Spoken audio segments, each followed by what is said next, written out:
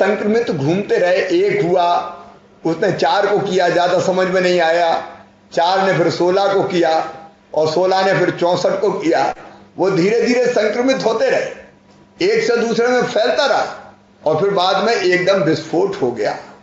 तीसरी लहर भी अगर आई तो लापरवाही के कारण इतनी तेजी से आएगी, लेकिन हम सावधान रहे तो आएगी, तो हम इतनी तेज आने नहीं देंगे। समय समय पे इलाज करके संक्रमण मुक्त करते रहेंगे। हम टाइम पे पकड़ लो तो वो लहर तूफान नहीं बन पाएगी और लहर भी नहीं रहने देंगे हम उसको, तो छोटा सा नाले बना के रख देंगे कि जब चाहो तब रोक दो। तो इसलिए एक मंत्र तो अपना यही है कि सावधान रह के बड़ी लहर आने ही नहीं देना, और दूसरा मंत्र है अपना कि अस्पतालों में व्यवस्थाएं बढ़ा लेना। मैं सभी प्रशासनिक अधिकारियों को यह निर्देश दे रहा हूं कि अपने अपने अस्पताल में आईसीयू बेड, ऑक्सीजन बेड, केवल जिला अस्पताल नहीं, नीचे तक हमारे प्राथमिक स्वास्थ्य केंद्र, सामुदायिक स्वास्थ्य केंद्र, इनकी व्यवस्था को मजबूत करते चलें।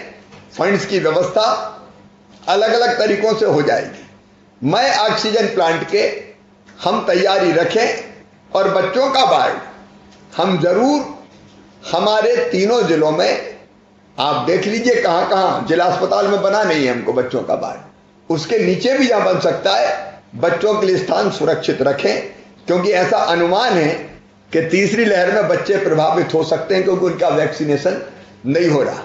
तो एक हमारी मेडिकल फैसिलिटीज का, स्वास्थ्य की सुविधाओं का विस्तार, यह हमारा लक्ष्य रहना चाहिए। और तीसरा वैक्सीनेशन का अभियान हमारा, अधिकतम टीकाकरण।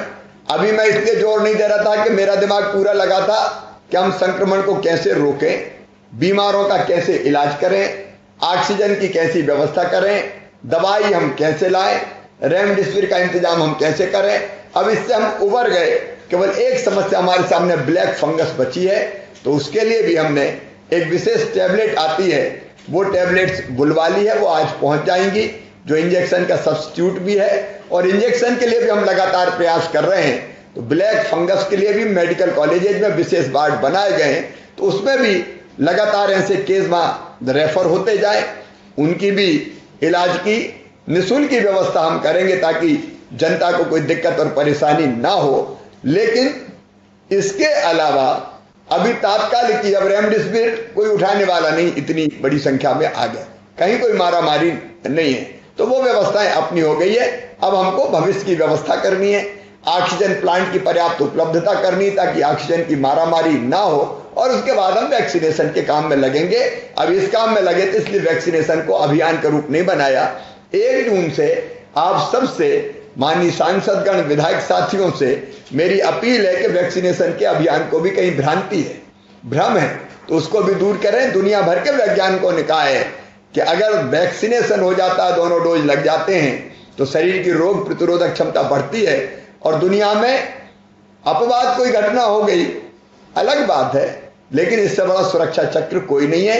एक, दूरी बनाना, मास्क लगाए रखना, हाथ धोते रहना, और दूसरा वैक्सीनेशन। तो उस काम में हम लोग निश्चित तौर पर लगेंगे।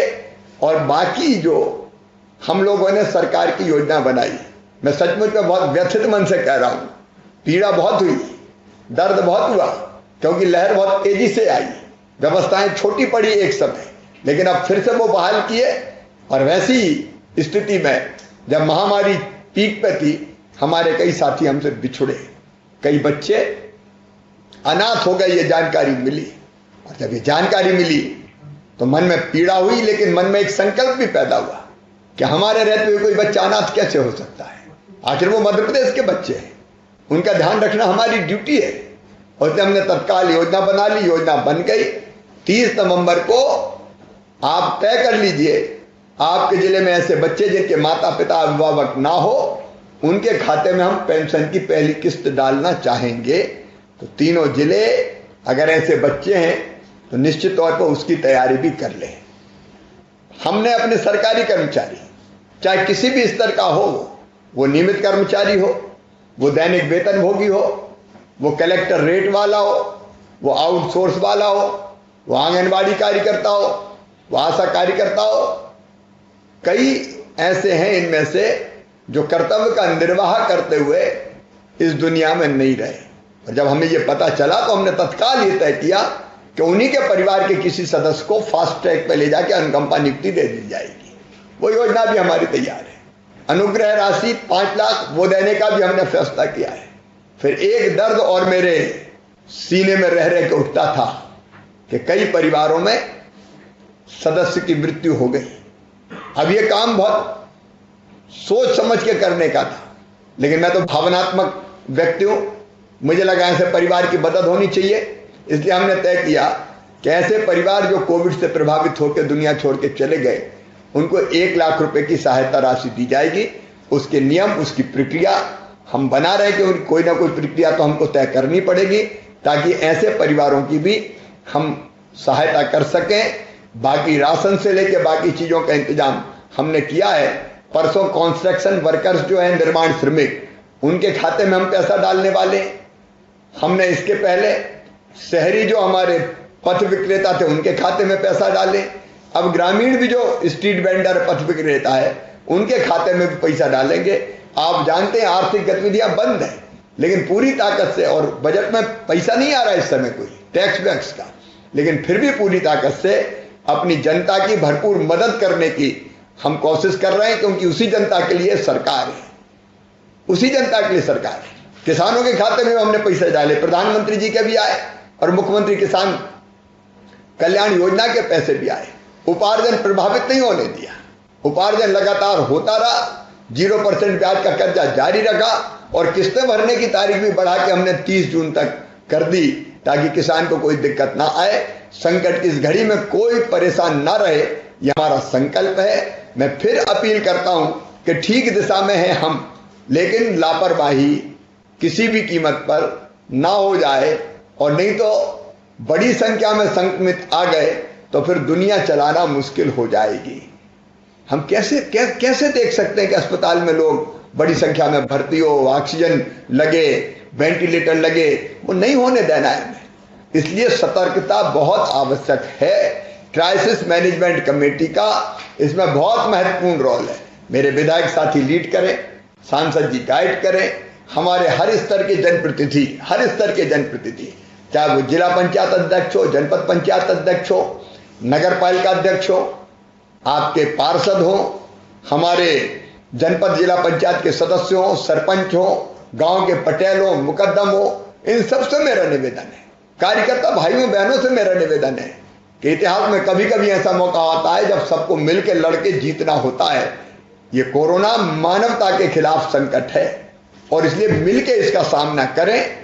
जो मैंने सावधानी बताई वो सावधानी रखें और हर हालत में 7 दिन में करो या मरो, इसको समाप्त ही करना है। इसके बाद इक्का दुक्का आएगा तो लड़ाई फिर होती रहेगी, लेकिन परिस्थितियां हम ऐसी बना लेंगे कि लड़ते रहेंगे और खत्म करते रहेंगे, तो हमारी दुनिया भी चलती रहेगी, हमारी बाकी व्यवस्थाएं भी चलती रहेगी और कोरोना से भी हम लड़ते रहेंगे। हमारे यशस्वी प्रधानमंत्री श्रीमान नरेंद्र मोदी जी के नेतृत्व में अनेक तरह की योजनाएं बनी है, सुविधाएं मिली है, उनको मैं धन्यवाद देता हूं।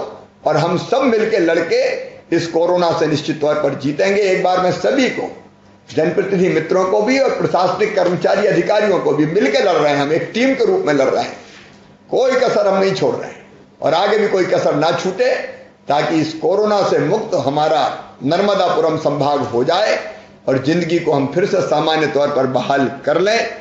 आप सबको मैं एक बार फिर हृदय से धन्यवाद देता हूं कि मिलकर आप लड़े। आगे भी सतर्क रहना है, लड़ते रहना है और जो खोलना है उसकी भी योजना बनाएंगे। क्या क्या खुलेगा, सब कुछ नहीं खुलेगा, नहीं फिर भीड़ हुई और फिर बढ़ गया तो फिर क्या करेंगे, फिर लॉकडाउन करने की स्थिति में पहुंच जाएंगे। इसलिए बाकायदा जिले की क्राइसिस मैनेजमेंट कमेटी तय करेगी कि पहले चरण में ये चीज खोलेंगे, दूसरे चरण में ये चीज खोलेंगे, तीसरे चरण में ये चीज खोलेंगे और उसके साथ साथ गाइडलाइन भी कि जो निकलेंगे उनको मास्क लगाना पड़ेगा, दूरी बनानी पड़ेगी, वो पूरी गाइडलाइन आएगी। दुकानदार दुकान खोलेगा तो चीजों का पालन करना पड़ेगा। ये नहीं है कि खुद ने भी मास्क नहीं लगाया और आने वाले भी मास्क नहीं लगा रहे, नहीं तो जैसे के तैसे हो जाएंगे। तो उस गाइडलाइन का जो बनेगी उसका पालन सख्ती के साथ करना। वो अगर कोई तोड़े तो कड़ी कार्रवाई करना है, क्योंकि वो केवल खुद प्रभावित नहीं होगा, वो बाकी सबको भी प्रभावित कर देगा। इसलिए कड़ाई तो रखनी पड़ेगी। वो गाइडलाइन भी जल्दी आपके सामने आएगी। आज तो मैं तीनों जिले की टीम को, जिले की भी, ब्लॉक की भी, पंचायत की भी, वार्ड की भी बहुत बधाई देता हूं।